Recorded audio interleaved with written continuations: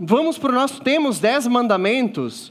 Quem estava, quando eu fiz uma introdução aos 10 mandamentos aí, ergue a mão, por favor. Bastante gente, né? Se você não estava, tem um estudo no YouTube gravado, né? O áudio pelo menos. Êxodo 20 você pode abrir. E também nós vamos fazer, gente, o estudo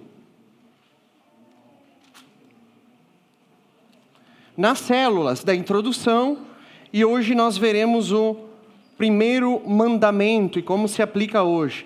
Interessante que o louvor, o último louvor que nós cantamos, eu gosto sempre falo isso com vocês, de pensar no que significa a letra e no que nós cantamos. No final diz assim, olha, recebe a honra, recebe a glória, todo o domínio e poder são para ti, a majestade e as riquezas, tudo aos teus pés, pois é rei sobre nós, Senhor Jesus. Sabe o que a gente está cantando aqui? O primeiro mandamento. Não terás outros deuses além de mim. Quando a gente declara isso, a gente está dizendo que todas as coisas pertencem ao Senhor, tudo mesmo. Será que a gente consegue colocar isso em prática?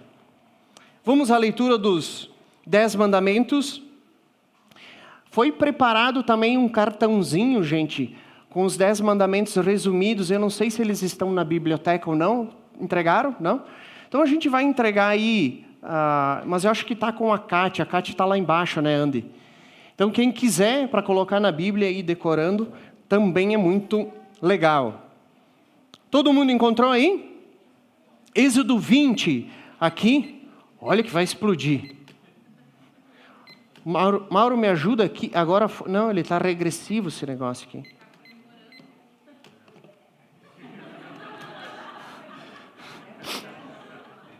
Espírito Santo nesse momento, calma. Tá aí, obrigado, Mauro. Era só apertar o botão, né, Mauro? Êxodo 20, gente, vamos lá. E Deus falou todas estas: eu sou o Senhor, o teu, que te tirou do Egito e da terra da... Vamos lá, o primeiro, não terás outros deuses além de mim. Não farás para ti nenhuma imagem de qualquer coisa no céu, na terra ou nas águas debaixo da terra. Não te diante deles nem prestará culto, porque eu, o teu Deus, Deus zeloso, que castiga os filhos pelos pecados dos seus pais, até a 3ª e 4ª geração daqueles que me desprezam, mas trato com bondade até 1000 gerações aos que me amam e obedecem aos meus mandamentos. Não tomarás em nome do Senhor, o teu Deus, pois o Senhor não deixará impune quem tomará o seu nome em vão. Lembra-te do dia de sábado para... Trabalharás 6 dias, e neles fará todos os teus trabalhos, mas o 7º dia é o sábado dedicado ao o teu Deus. Nesse dia não fará trabalho algum, nem tu, nem os teus filhos ou filhas, nem os teus servos ou servas, nem teus animais, nem estrangeiros que moram em tuas cidades. Pois em 6 dias o Senhor fez os céus e a terra, e o mar e tudo que nele existe, mas no 7º dia descansou. Portanto, o Senhor abençoou o 7º dia, o santificou. Honra, a fim de que tenha vidas longas na terra, que o Senhor, o teu Deus, dá. Não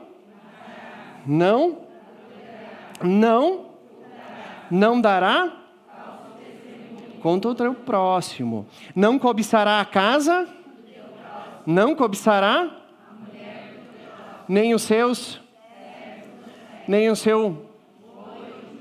nem coisa alguma que lhe pertence. Amém? Vamos orar?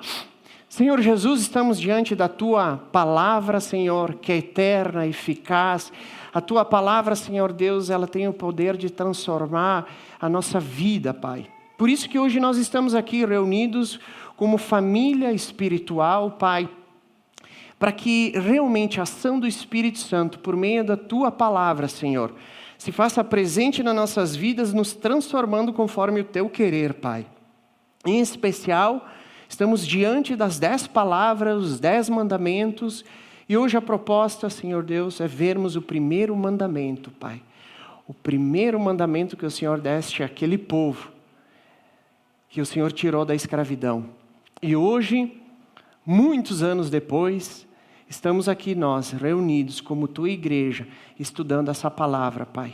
Que essa verdade do primeiro mandamento se aplique nas nossas vidas, Senhor Deus. Isso só pode acontecer pela atuação do Teu Santo Espírito em nós. Nos conduza, Deus, como família espiritual, para a Tua honra e para a Tua glória, em nome de Jesus. Amém. Amém.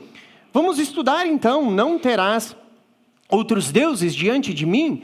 E a gente, apesar do versículo ser pequeno, deu um trabalhão porque se extrai muito material desse primeiro mandamento. E mais uma vez eu quero frisar, porque é muito importante a gente entender o momento onde é dado o primeiro mandamento e como o povo vivia. Então o mundo antigo, né, ele era repleto de vários deuses, né? Era um politeísmo que é chamado, muitos deuses. Haviam deuses para todas as coisas, basicamente, né? Para tudo mesmo. Era diversos deuses. Os cananeus, os babilônicos, os assírios, que viviam ali ao redor de Israel. Israel estava no Egito, eles adoravam vários deuses, e alguns nomes desses deuses a gente até vê na nossa leitura do Antigo Testamento. É importante a gente entender esse primeiro ponto. O mundo, nessa época, era um mundo que adorava diversos deuses. E aqui que a gente entra, onde ocorre a libertação. Eu vou andar um pouquinho mais rápido. É tipo aquele áudio 1.5 aqui na introdução, tá? Depois eu volto para 1.0, certo? Porque a gente já falou um pouco disso na nossa abertura. Então, o cenário de libertação. Por que eu estou frisando isso? Aquele povo viveu nesse cenário onde a cultura era de muitos deuses. Tá aí né, Kati? Então, se alguém quiser, pode pegar os 10 mandamentos aí, é de graça, tá? Tá aí, ó. Se alguém quiser ficar, tá bem bonitinho para colocar na Bíblia e decorar, isso é muito legal. O contexto aqui, gente, era um contexto onde que todo mundo... Era normal você ter vários deuses, tá? Era normal. E aí o povo de Deus, ele estava imerso debaixo de uma autoridade de um povo, Egito, que também adorava vários deuses, né? O Egito tinha vários deuses, inclusive o deus Ra, o deus Sol, Orísis, né? O deus da morte, o Horus. Talvez você já viu esses nomes em algum lugar, ou filme, ou até nos desenhos, né? O próprio faraó era considerado um deus, inclusive o seu filho, como nós vamos ver depois. Então, gente, por que é importante nós termos esse entendimento, né? Porque Israel passa 400 anos vivendo essa cultura. E aí, de geração após geração, se a gente botar aí 50, 60 anos, eu não sei a estimativa de vida aí, mas talvez passaram 8 gerações, 10 gerações, de israelitas, do povo hebreu, criado debaixo desse contexto, marcado por essa cultura. Então a gente pode quase dizer que a cultura de adorar vários deuses estava na identidade do povo. Estava quase que no DNA, exagerando aqui. E tem um ponto muito interessante nisso, né? Porque esse primeiro mandamento, não terás outros deuses diante de mim, ele não era apenas uma regra moral, mas era uma declaração de lealdade e amor ao Deus que os libertou. Um amor exclusivo. Um amor exclusivo. Fica com essa frase no seu coração. Não terás outros deuses diante de mim. Né? Esse mandamento Deus não está afirmando que existam outros deuses. A gente às vezes pensa, então tem outros deuses, né? Não. Deus está afirmando, não existe outros deuses. Eu sou o único Deus. Não crie, né? A gente não deve criar outros deuses. Só que até a chegada do Monte Sinai, onde que Deus dá esse primeiro mandamento, ocorre uma questão muito legal, que a gente pode chamar de a luta de deuses, né? A batalha dos deuses. Tem filme da Marvel aí que rola uma batalha de deuses, assim, né? É muito legal, porque Deus, antes de libertar o povo hebreu, Ele, como juízo para esses deuses, Ele dá quantas pragas? 10 pragas. Vocês sabiam que cada praga ataca um deus específico do Egito? Cada praga não era só para incomodar os egípcios.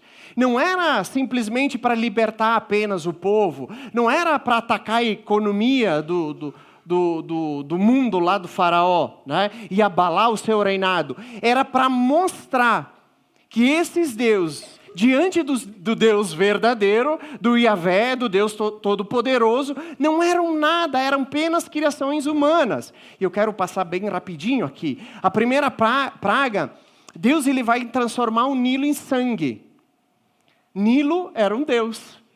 E aí esse deus ele sangra diante dos egípcios. O próximo, Rã era um símbolo de fertilidade. Aí Deus multiplica as rã para tudo quanto é lado, né? Depois elas acabam morrendo. Imagina o cheiro que não dá. Então a fertilidade é atacada e ao mesmo tempo elas morrem. E aonde que ficam esses deuses, né? Diante daquela população. Lembra, Israel está vendo isso, porque Israel depositava também a confiança nesses deuses. Não vai pensar que era o povo lá, não, é nosso único Deus. Eles até criam nisso, né? Não, nós temos um Deus libertador, mas também nós temos o Deus da rã aqui, né, que dá fertilidade, nós também temos o Deus Nilo, que vai nos trazer alimento. Os piolhos, vocês lembram nos filmes que tem aqueles carequinha bem lustrinho lá, nos filmes do... Né? Vocês já viram? Aquelas carequinhas bem lustrinhas lá. É porque eles não podiam pegar piolho, porque se eles pegassem piolho, eles se tornariam impuros, porque tinha um esquema lá que o piolho também era um deus. E aí tem a praga dos piolhos, moscas, que vai atacar também o deus das plantações, né? A peste no gado. O gado também era um deus. Hoje até na Índia continua sendo, né? Aí vem as úlceras, as feridas, ataca o Deus da cura. O Deus da cura ele se torna impotente diante do Deus de Israel. E todo o povo está vendo aquilo. Os egípcios estão vendo como testemunho de que há só um Deus. Certo? E os hebreus também. A chuva de pedras. Aí agora começa a atacar o cosmo. Porque você havia deuses para o céu, para a lua, para o sol, né? O deus Ra. Gafanhotos, que eles vêm e devoram as plantações. Haviam deuses também das plantações. Havia Deus para tudo mesmo, né? Aí as trevas, quando o grande, o Deus poderoso do Egito, né? O Ra, Deus do sol, ele acaba se convertendo em trevas. Deus coloca um eclipse e a luz acaba sendo eliminada, né? O Deus do sol é derrotado pelo Deus de Israel. E aí temos a morte dos primogênitos, né? Faraó se considerava Deus.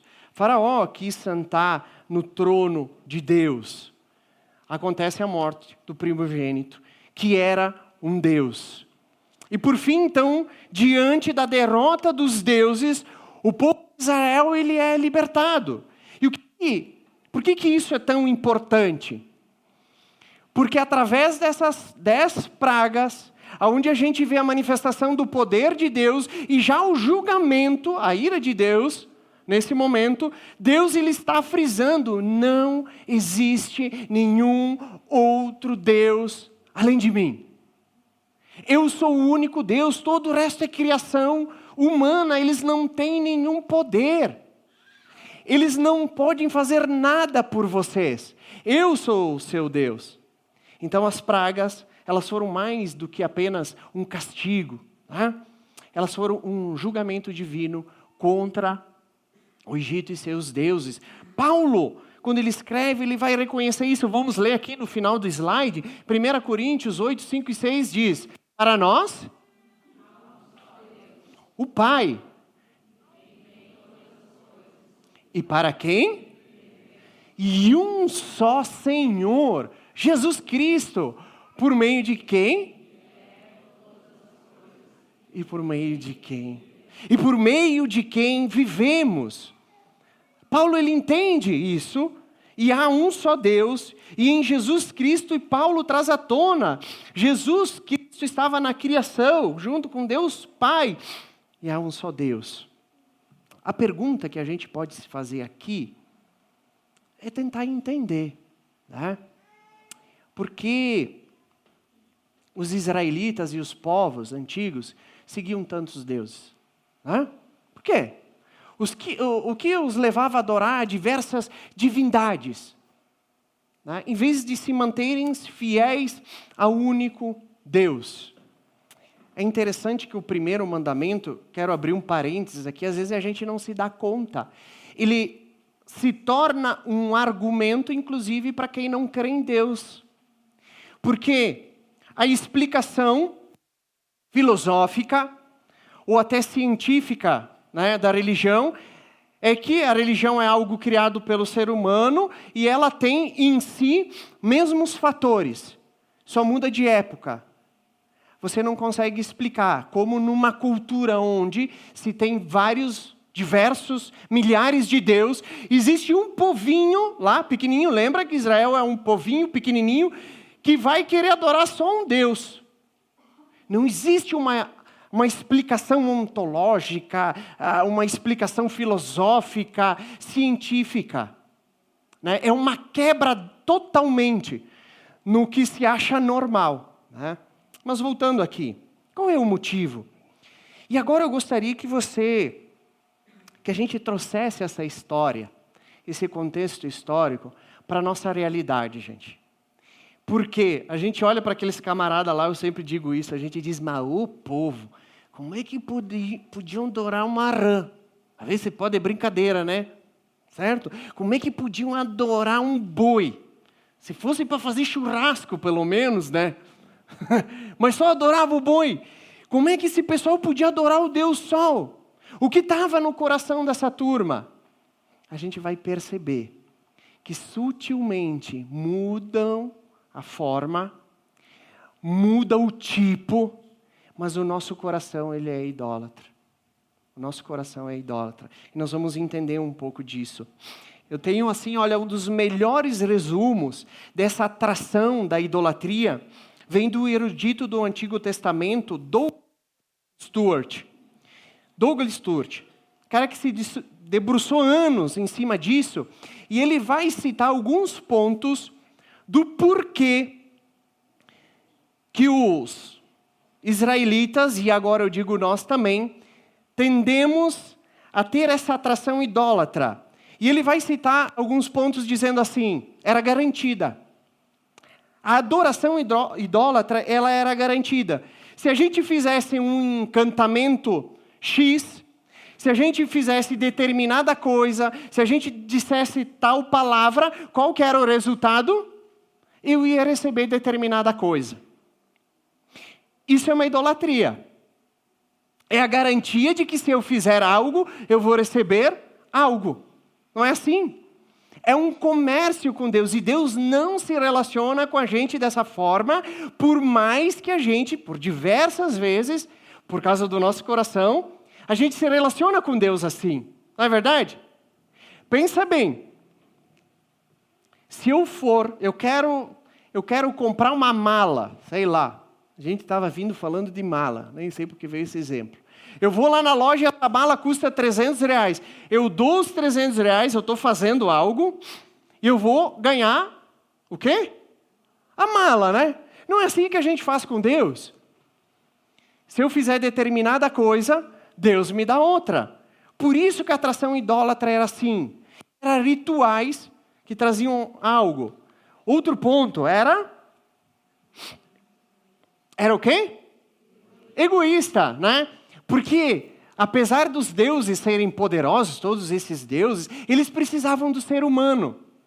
Principalmente para algo muito difícil naquela época, que era a comida. Então havia a participação, o meu Deus ele é tão bom que ele precisa de mim. Não é legal isso? Mas olha que coisa maravilhosa. Eu tenho um Deus que ele precisa de mim, porque se não fosse eu aqui, Deus estava com um problemão. Ela é egoísta. E, gente, eu digo assim, eu amo a aliança bíblica, né? Porque a gente fala no batismo. Quem está aí no batismo? Né? Tem uma turma aí? É? Vocês têm certeza da salvação? Né? E aí, vocês vão perder a salvação? Não, isso aí, gente. Porque não depende de nós. Tá? Não depende do que eu faço ou deixo de fazer. Como se Deus precisasse de mim. A adoração idólatra, normalmente, você pode ver, Deus precisa de mim. Deus nos dá a salvação de graça. É um presente, é um dom de Deus. Ele quer um coração quebrantado. Né? Ele quer que a gente entenda que nós somos pecadores e confessamos simplesmente isso. Né? Um coração quebrantado. Eu não preciso fazer muita coisa. Era? Isso aí. Pelo menos os colorados têm que falar forte, tá? Os gremistas também era fácil, né? Era fácil. Sabe por que era fácil, gente? Olha só. Porque para você ter algo de Deus, era simples, era você fazer algum tipo de sacrifício, ir lá levar uma bebida, levar um pouco de comida, ou até levar um pedaço de carne. Os deuses, tu não precisava ter nenhuma mudança interna. Moralmente falando, você podia continuar a mesma pessoa. Né? Você não tinha nenhum sacrifício pessoal de tipo assim, eu tenho diante de mim um Deus santo, todo poderoso. Né? E que se eu digo que eu sou seu filho, se eu digo que eu sou seguidor dele, isso tem que refletir em minha vida. Então eu vou mudar como pessoa. Né? Eu não vou ser o mesmo, eu vou mudar. E gente, sabe como isso a gente traz para nós aqui? Está cheio, né, de pessoas. A gente pode até falar dos não evangélicos, né? Que entendem que se fizerem algum sacrifício vão ser aceitos por Deus, certo? Mas agora vamos trazer para o nosso meio, para os evangélicos, né? Tem muitas igrejas, infelizmente, que pregam o quê? É só você participar e dar o dízimo. Ó, a tua vida, o teu casamento, faz o que tu quiser. Será que é esse relacionamento? O relacionamento que a gente cria um Deus que não é o Deus verdadeiro. Estão entendendo? Se torna fácil, era conveniente também. Era? Funcionava como um meio de franquia, certo? Você tinha diversos templos, cada templo funcionava por algum motivo específico, cada templo tinha um design diferente, tinha um jeito diferente fazer, então era conveniente, certo? E hoje a gente às vezes não faz assim. Sabe aquela dificuldade de se firmar? Que ela vem aqui na aliança, que me senti bem, hoje aqui na aliança foi legal, né? Tu viu só o louvor, arrepiei. Aí semana que vem, ela pega uma amiga, um amigo, convida assim, para ir lá tomar um passe. Fui lá, tomei um passe e me senti bem, né? Tá, aquele negócio maravilhoso. Aí passa uma semana, a pessoa, não, eu vou lá em determinar, também me senti bem. Parece um sistema de franquia. Que a gente vai em cada lugar buscando algo. E onde é que está o Deus verdadeiro nessa adoração? Vocês estão vendo como o nosso coração também busca essas coisas? Se o Deus verdadeiro é revelado nas Escrituras, nós devemos adorar a Ele somente. E por aí vai. Né? E plantinha da não sei o quê, é fitinha do não sei o quê. Tudo isso, gente, a gente está depositando a nossa confiança e o nosso amor em outras coisas. Certo? Era normal. Isso aqui é fantástico. Opa, fiquei nervoso, hein? Misericórdia. Era? Isso aqui é muito legal. Todo mundo faz, se todo mundo faz, então... Misericórdia. Não, né? Mas não é assim. Imagina, você está no meio lá, todo mundo adora vários deuses. Todo mundo se prostra diante de vários deuses. É normal, gente, porque eu vou ficar fora? É conveniente, é normal. E aí a gente pensa, bom, mas se todo mundo faz, eu também vou ter que fazer. A minha mãe sempre dizia assim, bom, Diogo, se todo mundo se tirar da ponta, tu não vai se tirar também, né? Tem esses ditados, né? Eu digo assim, essa semana eu tive que dar risada, que a minha mãe está começando a mexer no celular, né? Estou viajando agora aqui. Ela está começando a aprender.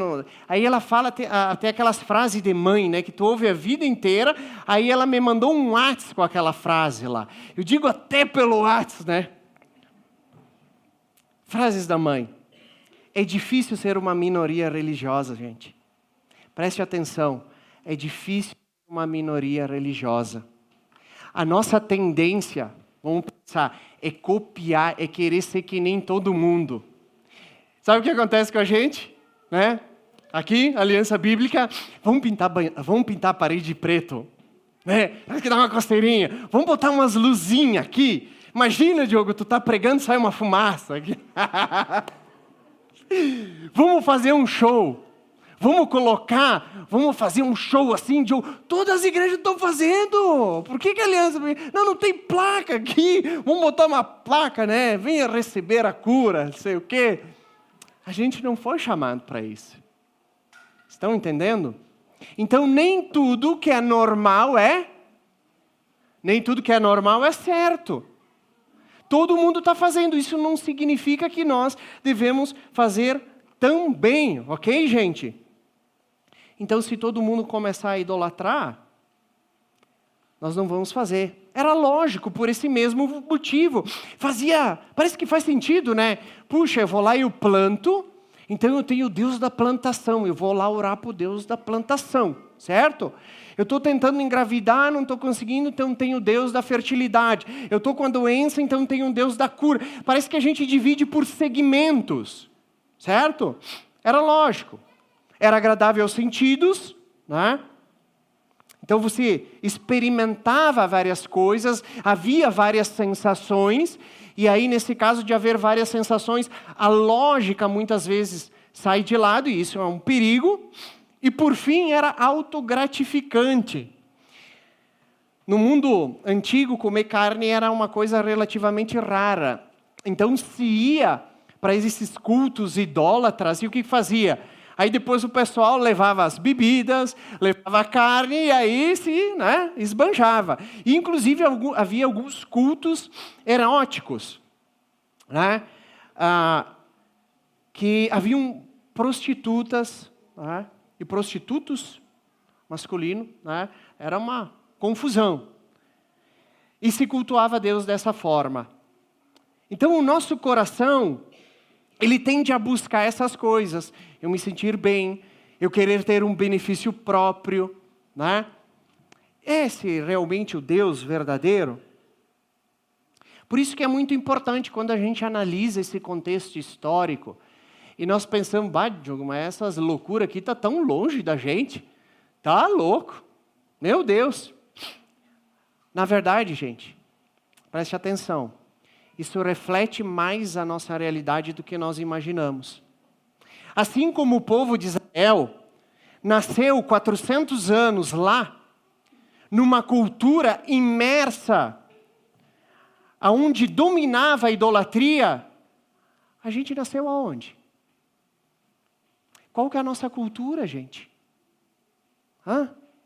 Qual que é a nossa cultura? Sejam sinceros. Imerso na idolatria, onde há vários deuses, há várias opções. Certo? A igreja para tudo quanto é lado, é templo disso, é não sei o que daquilo. São milhares de coisas, nós nascemos nessa cultura. E muitas vezes a gente não se dá conta, mas o nosso coração, ele está impregnado, o nosso pensamento está impregnado nisso. Eu, como um testemunho próprio, eu nasci numa religião onde havia, eu vou fazer assim, deuses, tá? Para todas as causas impossíveis, a do casamento, ou da cura. Então, quando você precisava alguma coisa, você procurava aquele determinado Deus. Estão entendendo? Só que é um detalhe, Jesus era quem? O último da fila. Por mais que essa religião que eu nasci, que eu acredito, talvez a maioria, se diga cristã. Mas você tinha tantos outros na frente que para você chegar a Jesus era quase que impossível. Eu sempre digo, Jesus era o último da fila. Não era assim? E aí a gente lê o Evangelho e vê Jesus como centro da fé. Se dizendo, eu sou o caminho e a vida, ninguém vai ao Pai a não ser por... Jesus é o centro. Por que deixar ele escondido? 400 anos aquele povo foi liberto, mas ele foi primeiro liberto, gente, da escravidão espiritual. É isso que a gente precisa entender. Quando a gente olha para a palavra de Deus, viu que aquele povo estava sofrendo sobre a escravidão física. Eles não aguentavam mais, eles estavam clamando pela libertação física. E Deus diz, antes de eu libertar vocês fisicamente, antes de tirar os algemas de vocês, fisicamente eu preciso libertar vocês espiritualmente, mostrando que esses deuses não são deuses, eles não existem, e após, aí vem as pragas, a libertação desses deuses, ele chega no Monte Sinai e diz, agora vocês entendem quem eu sou? Eu sou o Deus que ama vocês incondicionalmente, eu libertei vocês, e eu digo agora, prestem atenção nessas palavras, não terão outros deuses diante de mim. Não terão outros deuses diante de mim. Sabe por quê? Que esse mandamento ele é tão importante hoje, porque o nosso coração, gente, o coração humano busca ídolos. Busca ídolos. Nós temos a tendência de buscar ídolos. Nós fomos criados à imagem e semelhança do Senhor, para nos relacionarmos com Deus, para adorar a Deus, o que a gente faz no louvor, né? Ter comunhão com Deus, mas devido ao pecado isso foi quebrado. E hoje nós temos, gosto daquele filme lá, o Piratas no Caribe, do Jack Sparrow, que tem aquela bússola caduca. E espiritualmente nós temos uma bússola caduca que aponta para diversos lugares, até a gente encontrar o Deus verdadeiro. A palavra de Deus diz isso, né? Em Romanos vai dizer, o homem, olha só, o que Paulo vai dizer lá, começando a carta de Romanos, que o homem caído rejeita quem? Já pensou nisso? E adora o quê? Não é isso que a gente vê na nossa sociedade, não é isso que a gente vê no mundo. A gente fala da Índia, né? Muitas vezes usa esse exemplo das vacas que passam e elas são cultuadas. Templo do Deus Rato lá, sei lá o que é, lá da tartaruga ninja, deve ser, né? Imagina isso, parece uma loucura. Mas nós vivemos nesse contexto, onde nós rejeitamos o Criador e vamos adorar a criatura. Jesus vai dizer, né? Ninguém pode servir a dois senhores. Isso é muito importante. Nós não podemos ter um coração dividido diante do nosso Senhor. Porque nós vamos agradar um e desagradar o outro. João Calvino, ele tem uma frase que eu acho sensacional. Olha o que ele vai dizer. Nosso coração é o quê? Já imaginou? Dentro do meu coração está sempre produzindo ídolos. E toda vez eu tenho que vir diante de Deus para remover esses ídolos. Lembre-se, nós somos adoradores por natureza, né? Bom, como cristãos, nós sabemos, né? Talvez a gente tenha esse entendimento que, Diogo, eu já me libertei desses deuses, esse negócio que tu está falando aí para mim, né? Esses deuses físicos, sabe? Essa coisa hoje eu já entendi, é Jesus, para mim está tudo certo, ponto final, né? Jesus é soberano sobre a minha vida, eu adoro o Senhor, mas qual é o perigo da nossa atualidade, né? Qual é o perigo então? Vamos ler junto? É justamente Ela está legítimo, até mesmo espiritual, em sem perceber.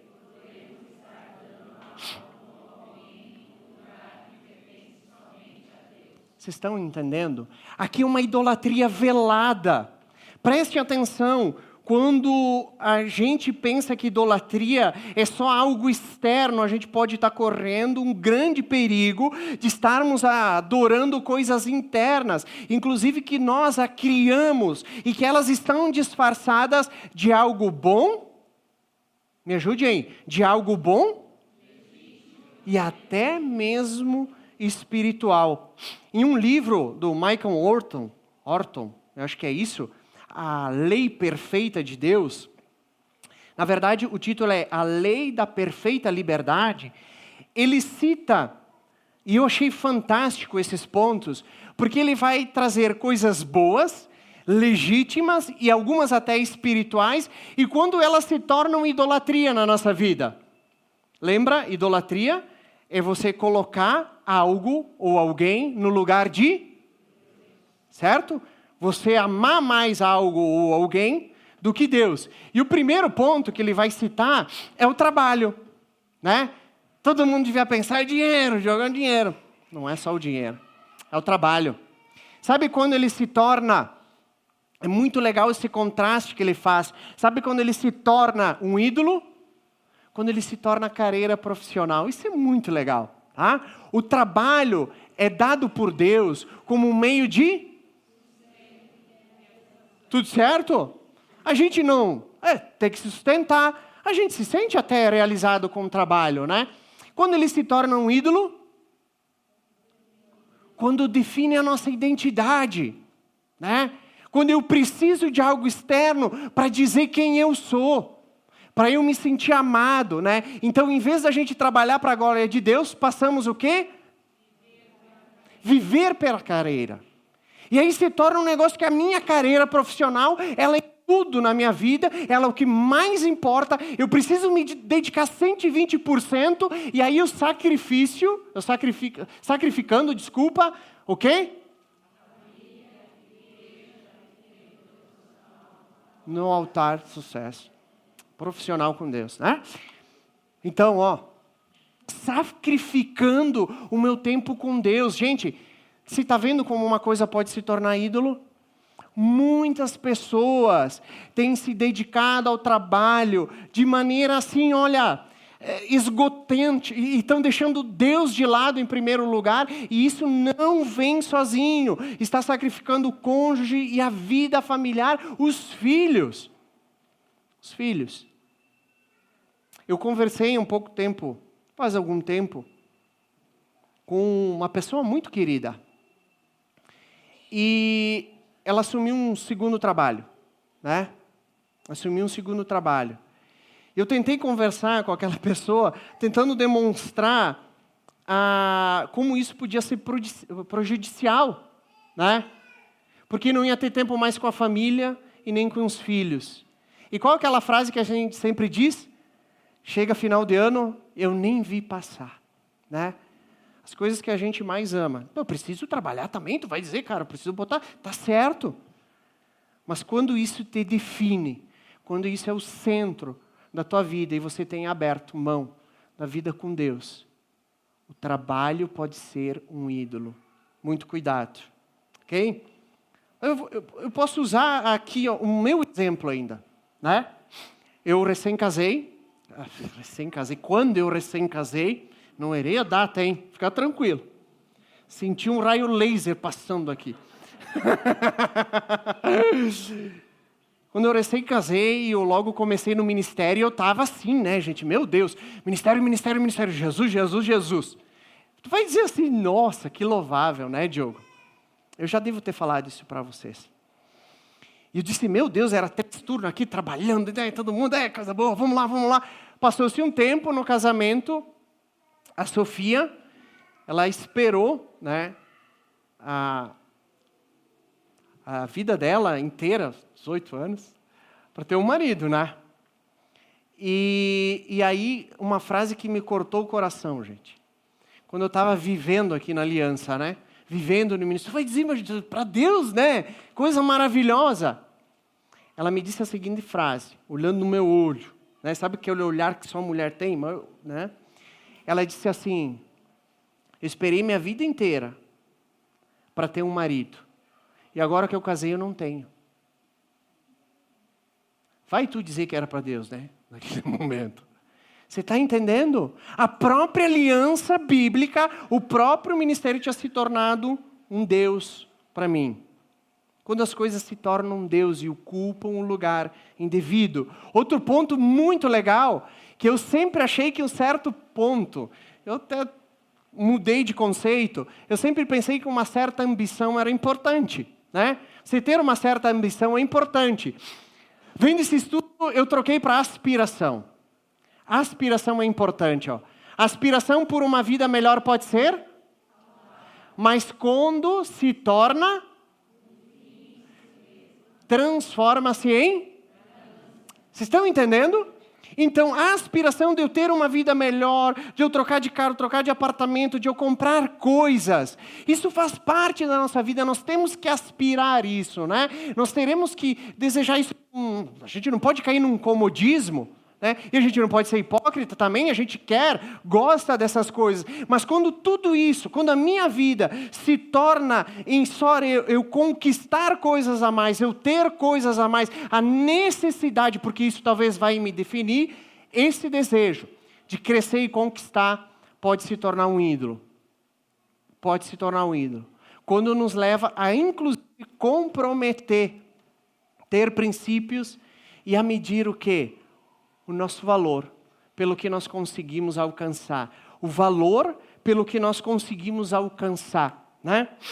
Às vezes a gente, nossa, eu tenho determinada coisa, isso me dá valor. Esse é um grande problema da nossa região. Tá? Quando envolve ter coisas. Terceiro ponto. Amor próprio e autoestima. Essa está mais em alta agora, né? E é um ponto também muito interessante para a gente pensar. O mundo prega que... Prega ou não prega? Agora está cheio de gente, né? Está cheio de gente na internet dizendo, você tem que se amar mais, você não se ama, né? Você tem que parar de se importar com os outros, você tem que cuidar da sua vida. Tem até a frase de um cara famoso lá, vai cuidar da sua vida. Né? Gente, eu tenho uma coisa para dizer. Tá? A gente já se ama demais. Fica tranquilo. Por mais que a gente pense que não, a gente se ama demais. Se a gente fosse analisar o nosso coração. Em alguns casos, com pessoas que realmente têm algum problema com a baixa autoestima, realmente elas precisam se lembrar que elas são filhas de Deus, que são feitas à imagem e semelhança do Senhor, tudo isso aí está certinho mesmo. E elas têm que se lembrar que elas têm o seu valor no Senhor. Né? Mas quando a gente busca por autoaceitação, valorização pessoal, isso se torna o centro da nossa vida, corremos o risco de substituir a graça de Deus pelo culto do eu. Pelo culto do eu, né? Onde o homem é o centro, onde o que o homem pode fazer é o centro. Cuidado, gente. Amor próprio, né? Eu diria assim, você ter uma autoestima, é bíblico. Nós fomos criados por Deus, imagina, né? A gente é feito à imagem e semelhança, Deus nos chama como os filhos. Agora, quando a gente usa isso para a gente se tornar o centro da adoração, cuidado. Quarto ponto, família. A gente já está para o final, fiquem tranquilos, tá? Aqui não vai ter prorrogação, certo? Brincadeira, tio. Família, tempo de adoração. Quando a família, gente, ela se torna um ídolo, e na nossa região isso também é um ponto que pega. Tá, mas Diogo, vocês pregam família, tem que falar de família é tudo, isso sim. Mas nunca pode vir acima de Deus. Né? Esse é um paradigma que nós temos. A família é um, mas pode se tornar um ídolo quando os nossos laços familiares determinam nossas escolhas, Ou quando colocamos por exemplo, estamos praticando uma forma sutil de idolatria. Certo, gente? A gente tem que tomar muito cuidado, porque Deus ama a família. A gente pode dizer que a família é projeto de Deus, mas ela não deve ocupar o devido espaço que é do Senhor. Muitas pessoas acham justificativa por não participar em grupo célula por causa da família, por não virem no domingo por causa da família. Gente, tem que avaliar. Temos que avaliar, né? Eu acho interessante que muitos casais oram. Aí é um momento que a gente ora bastante, né? Antes de ter o filho. Deus, eu quero ter um filho, quero ter um filho, quero ter... Aí vem o filho. Aí ora para Deus dar saúde, cuida da gestação, que deixe tudo certo e tal. Aí nasce o filho. Eu te entrego o filho para ti, Senhor, ele é teu. Mas o casal some, minha gente. Né? O casal some. A gente entende que tem um período difícil, logo após a concepção, os primeiros meses, vacina, tudo isso. Mas tem gente que some. Né? E coloca no filho um ídolo. Deus entregou o filho, né, como um presente e a gente torna o filho como ídolo. É muito comum isso acontecer, gente. É muito comum. Tem um caso aqui na aliança que eu tenho liberdade, né? Aí eu liguei para o pai e disse o seguinte: fulano, vamos apresentar aí o teu filho, né? Porque senão daqui a pouco a gente aproveita, vai passar uns 15 anos, a gente batiza e apresenta, né? Aí ele deu risada e disse: é verdade, Diogo. Eu vou levar para apresentar. Será que a gente se dá conta, às vezes, de que nós colocamos coisas na frente de Deus? Coisas que Deus nos deu. Família pode ser uma delas. Amigos, gente, quando eles tornam os nossos escravizadores. Muitas pessoas, por aceitação social, gente. Isso é lá fora, no nosso trabalho, no estudo, né? Nos ambientes onde que nós vivemos. Muitas vezes por... Ele é meu amigão, né? Tu entende que eu não posso misturar as coisas. Essas amizades nos escravizam, nos afastam de Deus. Nos tornam relativamente o quê? Um ídolo. Relativamente não. Né? Conforme a amizade, elas se tornam um ídolo. Amizades que nos afastam de Deus. E que nós aceitamos a fazer coisas ou deixamos de falar a verdade. Por quê? Socialmente eu tenho que aparecer, eu tenho que cuidar, eu não posso me envolver. Ídolos do nosso coração.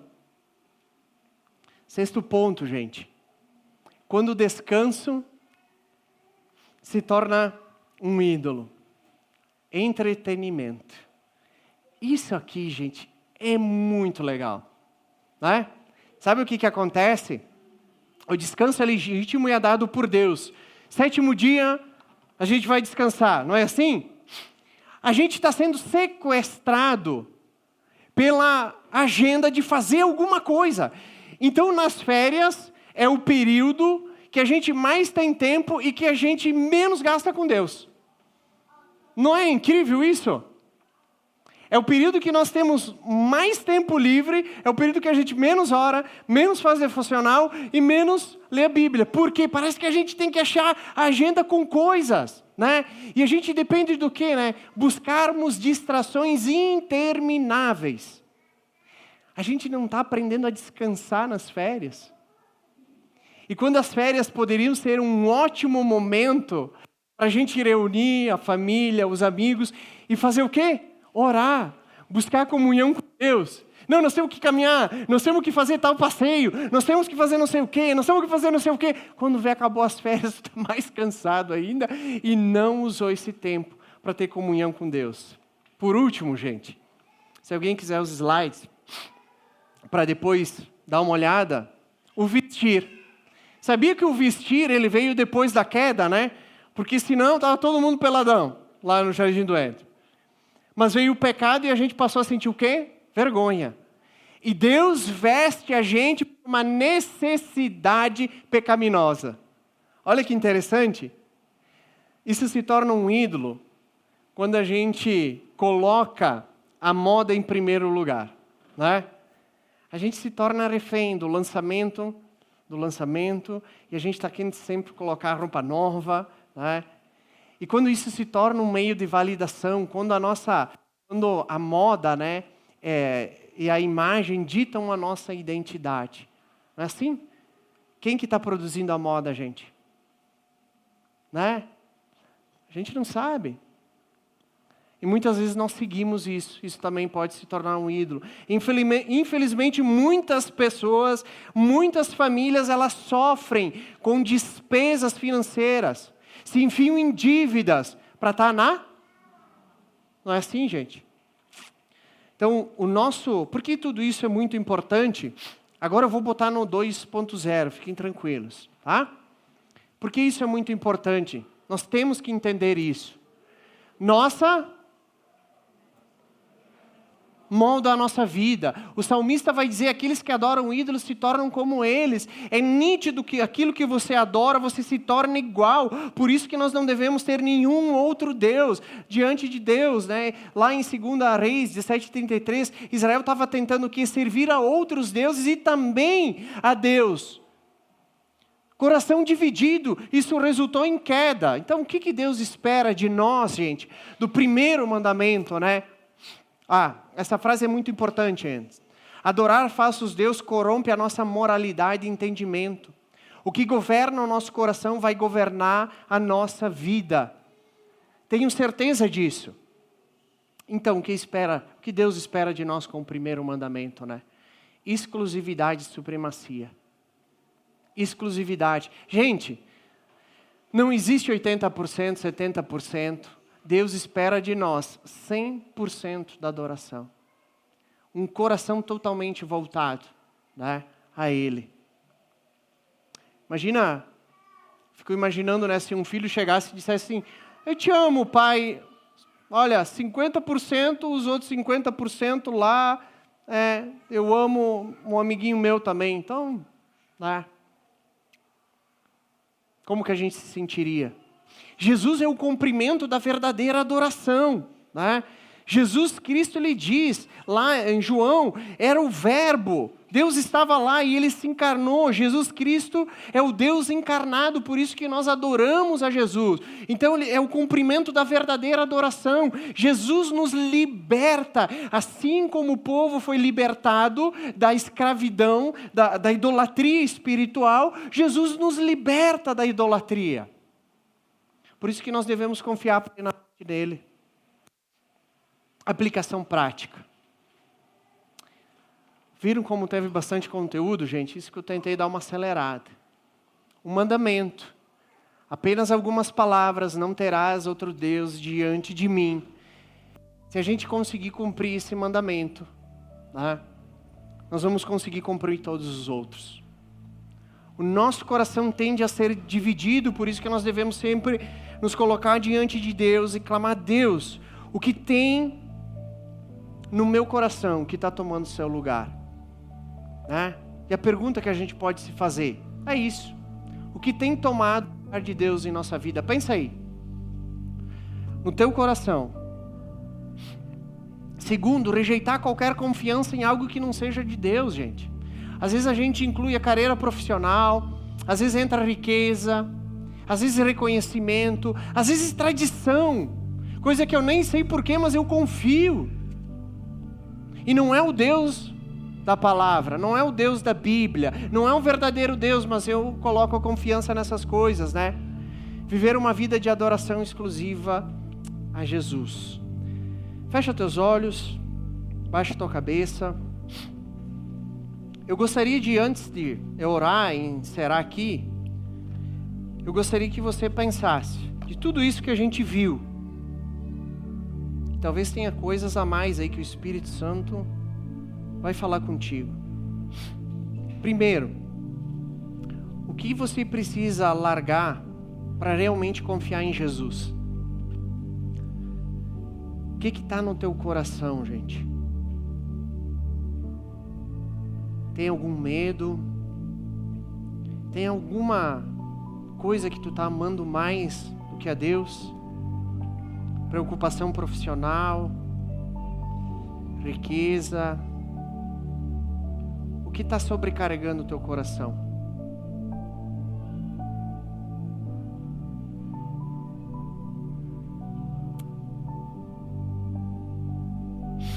Ora, conversa com Deus, pede para você ser liberto disso. Que Jesus possa ser o centro da nossa vida.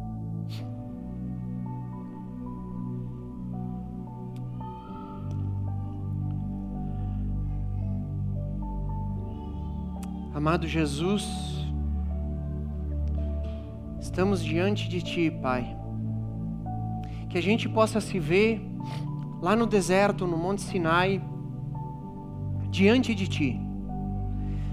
Que nós possamos agora ouvir a Tua voz dizendo: não terás outros deuses diante de mim. Que essa Tua palavra possa ser vivida nos nossos corações, Pai. Não permita que nada, Senhor, medo, insegurança, ou qualquer outra coisa que a gente possa depositar nossa confiança, venha tomar o lugar que é devido, Senhor, nos nossos corações, na nossa mente. Nos ensina, Senhor Jesus, a amar somente a Ti, a confiar somente a Ti, Pai. Porque nada, Senhor, nada nesse mundo pode nos dar esse verdadeiro amor e confiança que nós encontramos em Ti, Pai. Nos ajuda como espiritual, Pai, a adorar como Jesus falou, em espírito e em verdade, e sermos considerados verdadeiros adoradores, Pai. Se alguém aqui que tem dúvida ainda, que Te adora verdadeiramente ou que não Te conhece, Pai, que essa noite essa pessoa possa Te conhecer e entregar a vida a Ti, Deus, que é o único Deus, o único e verdadeiro Deus, o único que merece ser adorado. Em nome de Jesus, amém. Amém, gente? Que Deus nos abençoe, nos dê uma semana repleta na presença dEle, que o nosso coração e a nossa mente estejam voltados para o nosso Senhor, amém?